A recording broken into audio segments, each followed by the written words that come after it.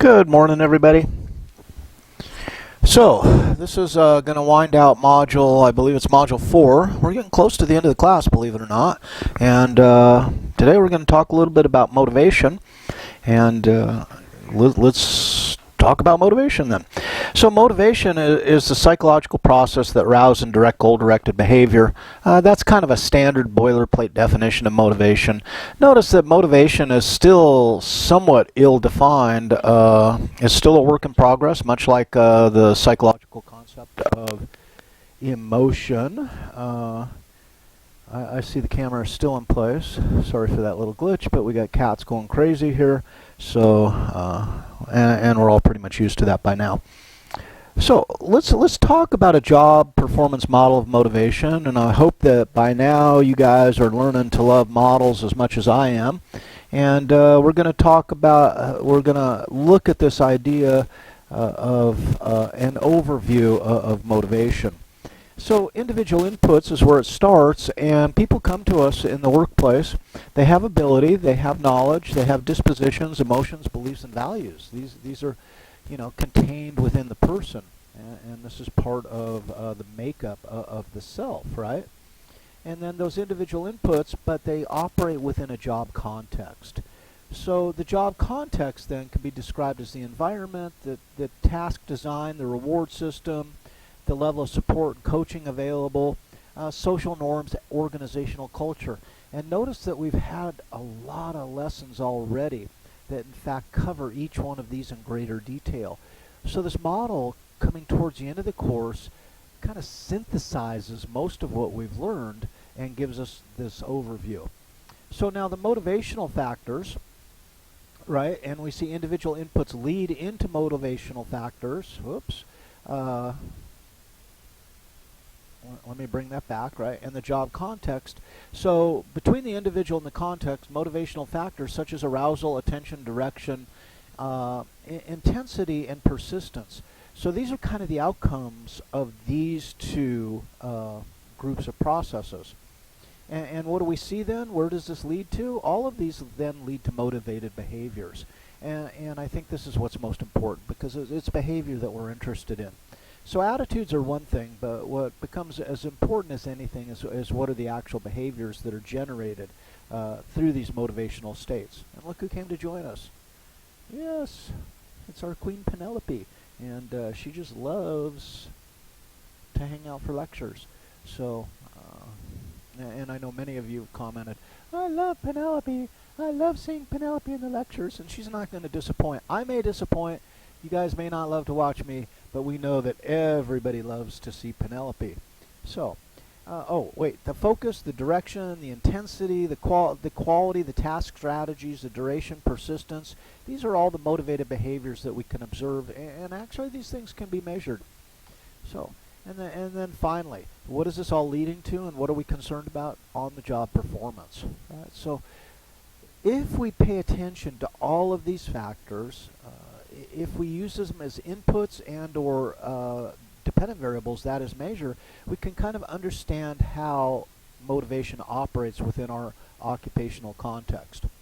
So performance then, you can see, is related to but not directly linked to motivation. So one's motivation can be stymied. And remember what Deming said. Deming said, one of the number one tasks as the manager is to remove obstacles in the path of the worker doing a good job. The assumption is that the worker wants to do a good job, and you can see that is where the individual inputs and the job context kind of influence that. But what we see then is, even if someone is highly motivated, if we run a shitty organization, we can beat that motivation right out of them.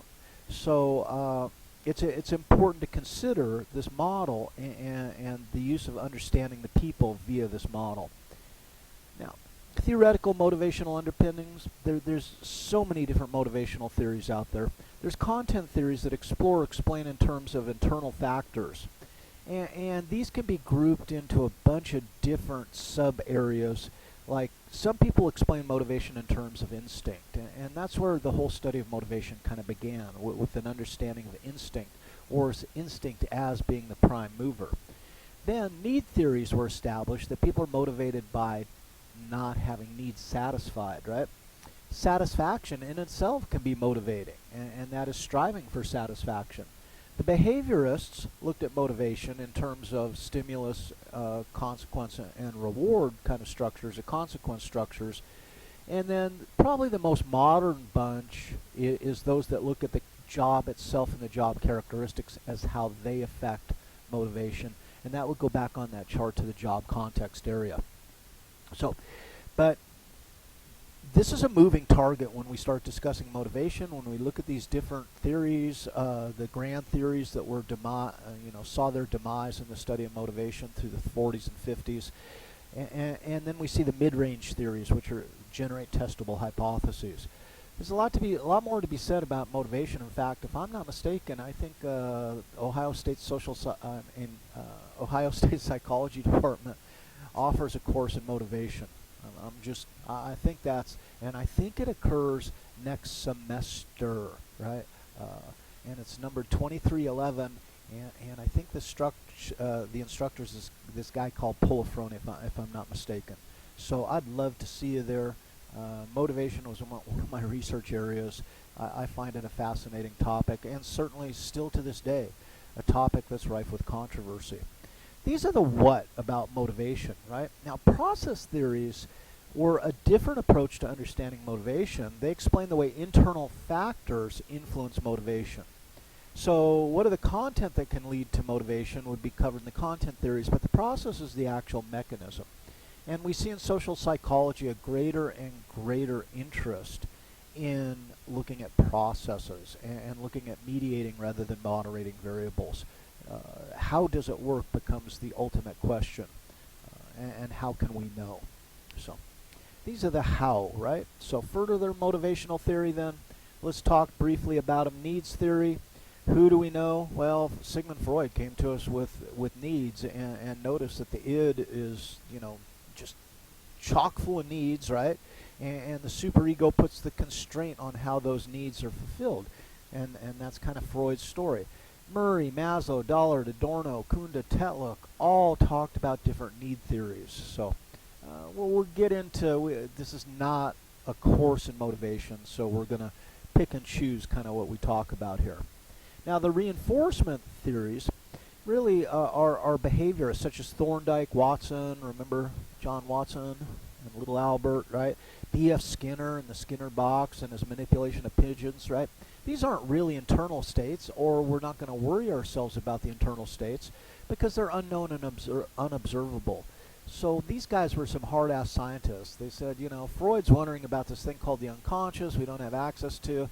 The behaviorists come in and say, look, we got to do science, and we got to stick with what we can observe, what we can manipulate, and not, imagine these strange structures called the unconscious. Right? And the simple formula that comes out of here is behaviors that are followed by a reward are more likely to be repeated. Right? So that really talks about the content. Now, the mechanism would be a different story. Right? Job characteristic. This is in the task itself. So mundane tasks tend to demotivate, and challenging tasks tend to motivate, all else being equal. So again, we can look at the job itself and say, what motivational potential does this job or this task offer? Okay. Now, the cognitive scientists who ascended through the 1950s, through the 1980s, right, they were talking about rational conscious choice models, and Kelly talked about the intuitive scientist, and he said people want to be accurate. Now, Kelly was not a fan of the concept of motivation, and he didn't like to use the term motivation. And in fact, he argued against motivation, that all motivation could be subsumed under kind of rational choice cognitive theory. When we get into the 90s and beyond, we see that there's room at the table for both cognition and motivation. So Kahneman and Tversky look at economic models that are rationally driven, like prospect theory. And Kahneman, what can we say?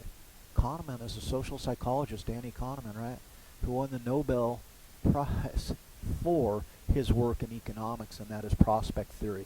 The fact that the fear of loss has a great motivating potential, more so than the opportunity for gain. Right? So Now, feelings and emotions, this gets even trickier because emotions are still under a great deal of scrutiny and argument. So that's another very tortuous path when we begin to discuss emotion and emotions motivating qualities.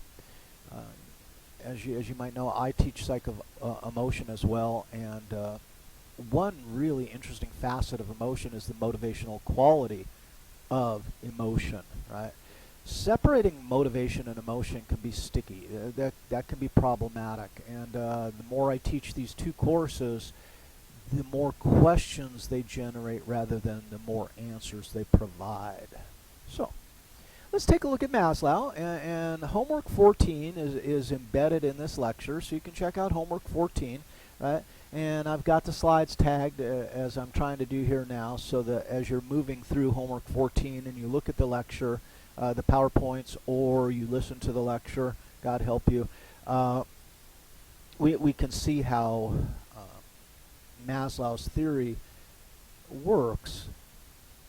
The simple story to Maslow's theory is Maslow says that human beings have needs. So obviously it falls under the need theory category.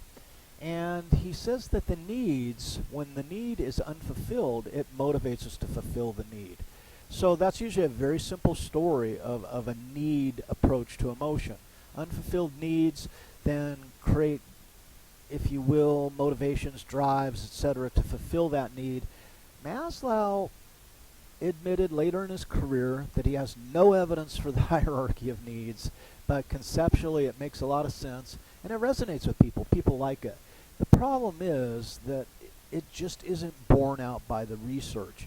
And there's a critical aspect that really kind of diminishes the allegiance to Maslow's hierarchy theory, and that is that it's a hierarchy. So what Maslow is saying is, if someone comes to work for you, they may be desperate for a job and they may work their ass off because they need to eat, because they need money to purchase shelter, so they can have a place to sleep, right? They need water, the air, and so people will come to you when they're in dire straits, when these needs aren't being fulfilled, and they'll work their ass off for you.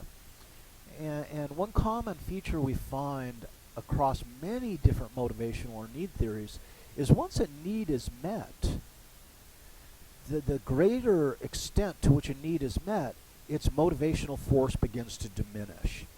So needs are great for motivating when they're unmet. But as you meet the need, that as you satisfy the need, then its motivational quality erodes. And this is an important point. Let's keep with that central point. So what Maslow is saying is, needs are a moving target.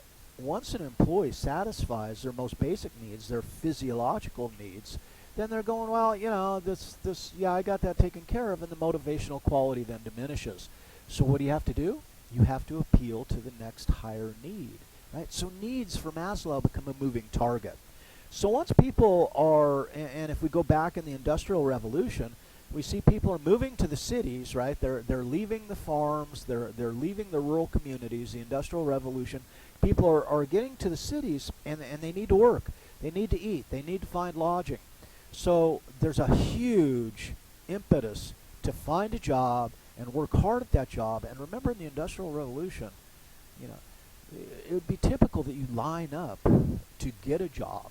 And the downside to that is if you have an oversupply of labor, that is if the boss doesn't care for your attitude, doesn't like your work anymore, they can just say, get the hell out of here, because the next person will come in and take your place.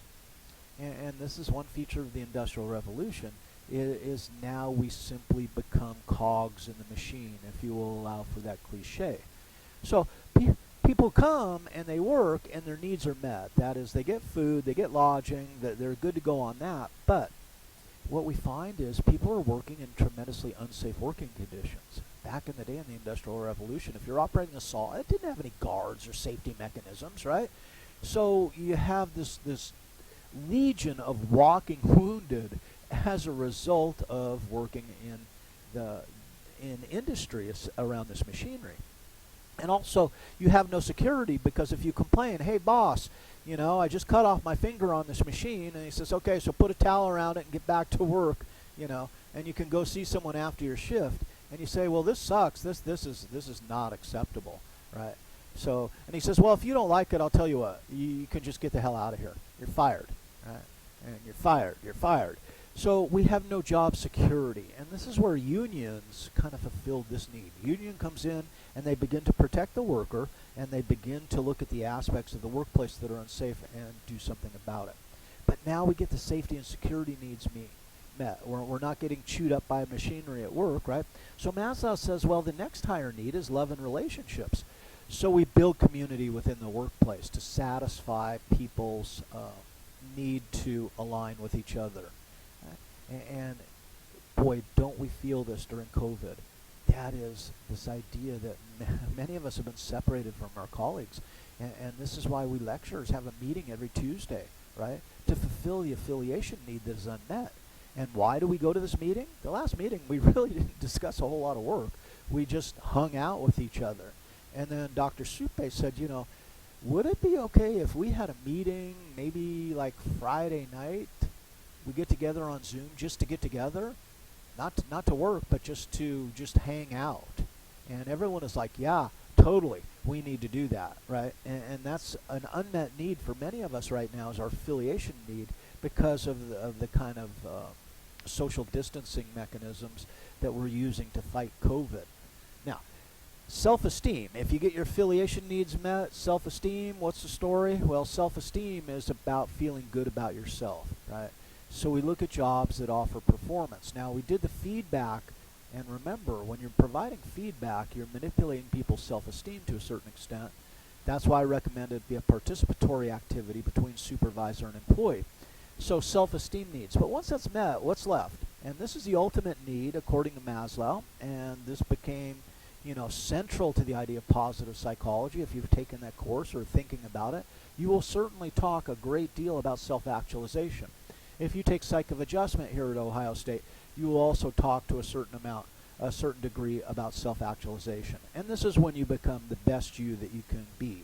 And Maslow defines that as possessing vitality, being able to demonstrate creativity, the feeling of self-sufficiency, being your own person. That's kind of the authenticity, but authenticity is a tricky word because existential psychologists use it a little differently. Playfulness, you find meaning in your work, right? I am so lucky. Think about it. Getting to do this job, being the senior lecturer at Ohio State, is something I love to do. I love to teach. I view myself as a teacher, right? If I teach well, then it builds my self-esteem. Right now, the belongingness, like I said, is challenged. I don't get to see you guys in person, and that totally sucks, right? The classroom experience is like no other experience for me. I don't know about you guys, but look at it. That I am at the pinnacle of my career. I'm doing exactly what I want to do, and I'm doing it exactly with the people that I want to do it with. And I hope that I'm making a contribution to your future, and that provides me the meaning. So for me, teaching is a career that allows me to self-actualize. Right? But here is the downside. It's a hierarchy, and Maslow said you won't worry about this need if this need is unmet. And we find too many examples where that is just not true. And so Aldifer kind of to the rescue. Aldifer comes in and he says, I got a need theory for you. And for the astute of you, you're going to say this, well, that sounds a lot like Maslow, but he tricks it up a little bit. He says we have three needs, and that's existence, relatedness, and growth. And if you want to do a miniature thought experiment, take existence, relatedness, and growth, and try to fit Maslow's 5 needs into Aldifer's 3 categories, and I think you'll find that you can do it quite easily, right? So you might want to think that through. What did Aldifer offer us that was, different than Maslow then? It's not hierarchical. More than one need can be activated at a given time. So Aldifer shed the hierarchy, which was the downside to Maslow's theory. And he also said that needs can be substituted for one another. So if you're not getting, this one need, like when I was an apartment manager in my 20s, my tenant above me, who lived above me, Thora, it was a nice little building, it was a 20-unit apartment building, And Thora lived above me, and of course one of my jobs as an apartment manager was to collect the rents. And every now and again, Thora, who was in her 60s, would be late with her rent, and no more than a couple days, but she would say, I'll have it for you in another day or two, and I'm like, I'm okay, Thora, but the owners come by and they collect the rent checks, so there's that very small window when it's okay with me until the owners come and start breathing down my neck. And after a while, I just said to Thora, look, you're an executive secretary, right? This is when we call people secretaries and not administrative assistants or whatever. And I said, you got skills up the yin-yang. Why the heck don't you find a job that pays more? And she says, yeah, I know sometimes it's tough. And sometimes towards the end of the month, the cupboard gets a little bare. But I love the people I work with. And right there what you see is she's placing the affiliation need above the physiological need that is actually eating, right? So according to Maslow's theory, that's not possible, but it is, because Thora is a great example of that. So needs can be substituted for one another, and Aldifer captures that. So these aren't tremendously different ideas or theories, but it tells you how need theories work. And frustration, regression component of a higher order need is not being met, then we may feel satisfied by meeting a lower level need. So you can see how Aldifer and Maslow kind of are on parallel courses there. Let's jump over to McClelland's need theory, and this is one of the stranger ones, if you will. He posits three basic needs. The need for achievement, and that's the desire to accomplish something difficult, right? The need for affiliation, the desire to spend times in social relationships and activities. And then finally the need for power, and that's the desire to influence, coach, encourage others to achieve. Right? So some of us have needs for achievement, and let's say you have a high achievement need and you're in charge then and COVID comes along. What a challenge, right? And if you want to accomplish something difficult, getting COVID under control, leading your people through that, what an opportunity to fulfill one's achievement need, right? By successfully negotiating that incredibly complex task. Not something to run from. People with a high need for achievement will be people who chase after that and view that kind of crisis as an opportunity to show what the hell they're made of, right? The need for affiliation, straightforward need for power. Now, what McClelland did is he says that this is an individual difference model. So rather than universal needs like Aldifer or Maslow, McClelland is saying we differ in these three needs, and understanding how we differ, our individual kind of need profile, then determines what employment will probably be most successful for us and what type of employment will probably perform well in. So need for achievement can guide choice of tasks to a great degree. Need for affiliation, probably not too high in those in management positions on average. And have you ever worked for a boss who wants to be everybody's friend? And we know bosses that want to be everyone's friend, that is, they put the need, right, for power below the need for affiliation, then they usually mess up pretty bad. The need for power can be expressed positively or negatively, and hopefully most of us encounter people who want to express it positively. So McClelland goes on to state that managers should probably have a high need for power, right, and a low need for affiliation. And some people will go and say maybe a low need for achievement because it's not the boss who needs to achieve. The boss needs to facilitate the space in which the employee can achieve. And that would indeed be very Deming-like, wouldn't it? So teachers are thought to have a high need for power because I'm teaching, I'm influencing, right? The need for affiliation in teachers is kind of an iffy one. You can think about that and go wherever. But then I should have a pretty low need for achievement because what's important to me is that you achieve, right? And so my achievement operates through you. So high need for achievement then probably not a good management quality nor necessarily a good teaching quality. Let's call it good for now, and we'll go on to part